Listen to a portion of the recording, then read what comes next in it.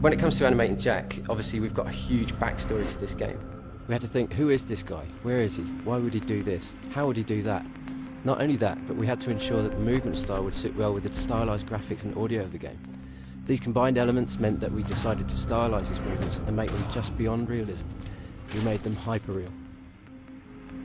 We used a wide range of tools for animating all the characters, from motion capture to hand-keyed from scratch. Either way, all the animations went through the same process of having to be pushed further to fit the hyper-real style that we wanted. Motion capture is a fantastic reference point, but no matter who you put in the suit, with all the best will in the world, you're going to have to push things further for a game like ours. You're going to have to push the poses, you're going to have to make the performance stronger. We've spent a lot of time on that, identifying those key poses and making them more dynamic. Take Shadow for example. He was a huge challenge to animate, and I think that has drawn extra strengths out of our team. There was talk originally of motion capturing him, which we could have done, but the early hand key test was so good that we decided not to. We studied a lot of reference for Shadow, particularly police dogs. What we noticed instantly with these dogs was that they totally threw themselves into what they've been told to do, completely selflessly and with no thought of their own safety. They latch on and they don't let go. That's definitely something we've captured with Shadow, and I think people are going to be excited to play as him.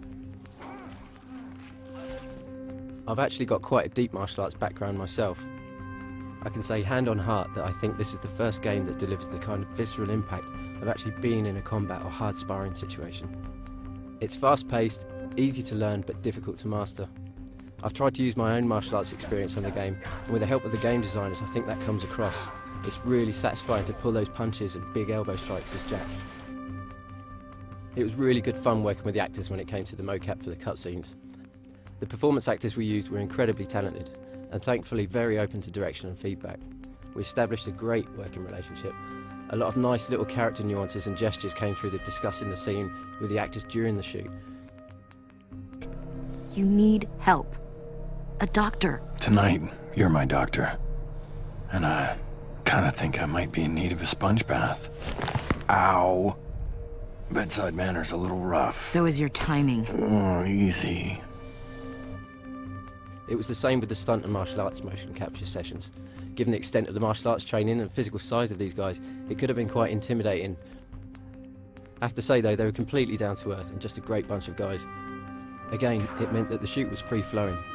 Lots of ideas were being thrown in by the martial artists themselves. The more I directed them on the violence of the game, the more they got into it. The more over the top and exciting the takedowns became. They put everything they had into it. It was the same when I ended up performing some of the fight moves myself in the motion capture suit, although I think I went a little too far because I ended up with 3 broken ribs. We did literally put blood and sweat into this game, and hopefully that will show when players experience it for themselves.